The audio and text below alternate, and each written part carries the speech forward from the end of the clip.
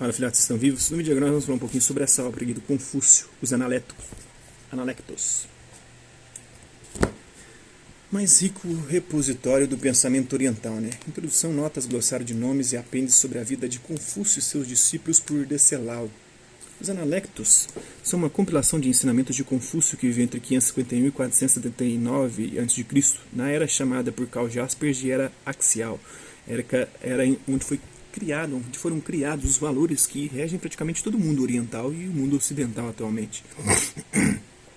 Época dos profetas bíblicos, do nascimento da filosofia, dos grandes pensadores orientais, né, como Lao Tse, o próprio Confúcio, do próprio Mahatma Gandhi também na Índia, né, com o budismo, realizada pelos seus discípulos após a morte do mestre e de uma influência incomensurável no Oriente, principalmente na China.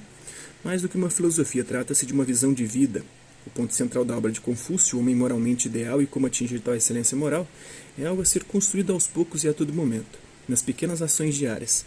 Se a meta de Confúcio era a excelência moral e de caráter ao alcance de todos os homens, os meios para chegar a ela eram o cultivo da benevolência, sabedoria e coragem, e tais páginas não estão desprovidas da qualidade do pensamento oriental que ensina contemplação, simplicidade e desapego. A recompensa pelo aperfeiçoamento moral não está nem nessa vida, nem na próxima, mas no próprio aperfeiçoamento. De tão rico e sutil o pensamento de Confúcio dificilmente pode ser parafraseado ou resumido, mas, por tratar de questões como respeito aos mais velhos, os deveres de cada um, e a necessidade de uma pessoa buscar coerência entre o que diz e o que faz, os Analectos tornam-se um contraponto essencial no mundo de hoje de decadência de valores morais. É o texto integral da LPM Pocket, uma coleção de livros de bolso do Brasil, né? Tem também nas últimas páginas deste livro os últimos lançamentos da coleção LIPM Pocket, né? Esse é um pouquinho da obra em si agora. Em segundo lugar, a Xing, reverência, trata-se de um conceito bem antigo. Na literatura show, Xing descreve o estado de espírito de um homem que toma parte em um sacrifício. É diferente daquele demonstrado em outras religiões. Em outras religiões, há medo e abjeta submissão em face ao poder da deidade. Xing, diferentemente, é oriundo da consciência da imensidão da responsabilidade de alguém promover o bem-estar do povo. É uma combinação de medo de fracassar na responsabilidade de que alguém é imbuído com a solene e única concentração voltada para o cumprimento satisfatório dessa responsabilidade. Em Os Analectos, Xing ainda mostra alguns traços dessa conexão com religião. Há uma passagem na qual é mencionado em relação com os sacrifícios. Confúcio disse: manter-se à distância dos deuses e dos espíritos enquanto lhes mostra reverência pode ser chamado de sabedoria. Sob sua outra acepção, Xing sempre é mencionado de forma ligada a questões de governo e a como servir um superior. O termo Xing, reverência, significa reverência, deve ser distinguido do Kung, que significa respeito, né? Kung Fu, então respeito e Fu, agora não sei, né? O último é uma questão de atitude aparente e modos, né?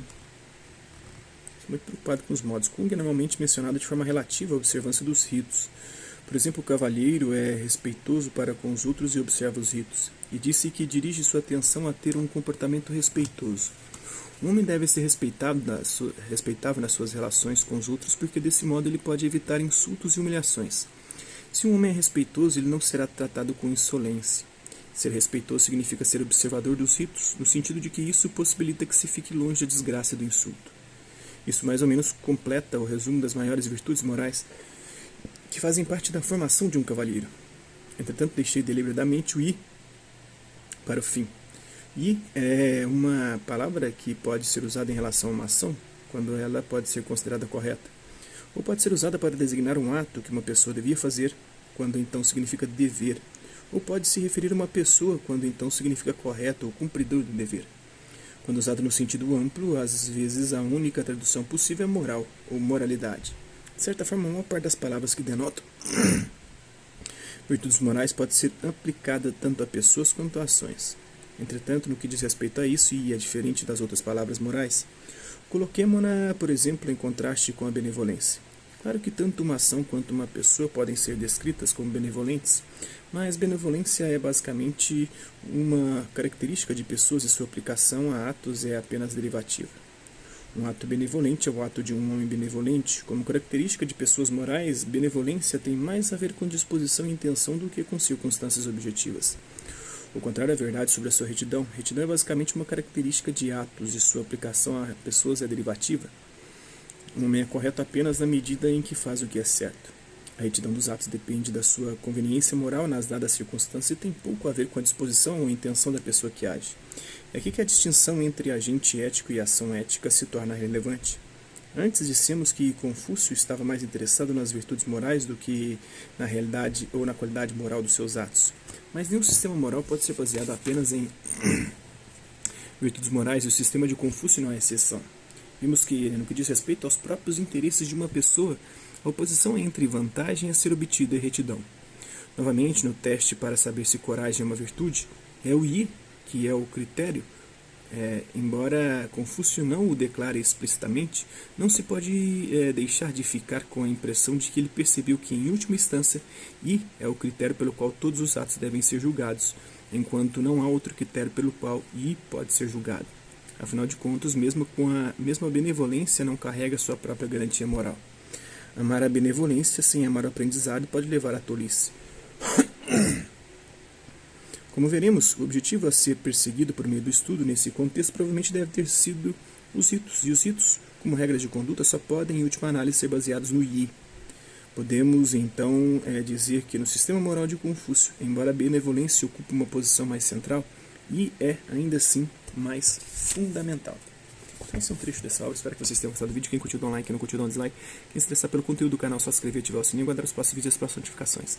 Deixe também seus comentários vendo o que você tem achado dos vídeos, sugestões de temas e assuntos para serem abordados em vídeos posteriores. E colabore com o nosso canal, compartilhe os nossos vídeos e ajude-nos a chegar ao maior número de pessoas possíveis. Gostaria aqui de agradecer aos 1.007 inscritos no nosso canal. Agradecer também aqueles que garotos por conta de conteúdo útil passam por aqui, deixando sua visualização, seu like, seu dislike, seus comentários. Que eles compartilhem os nossos vídeos, compartilhe o nosso canal, seja aqui nessa plataforma no YouTube e outras redes sociais. Mas é isso aí. Hasta la vista, babies, e até a próxima.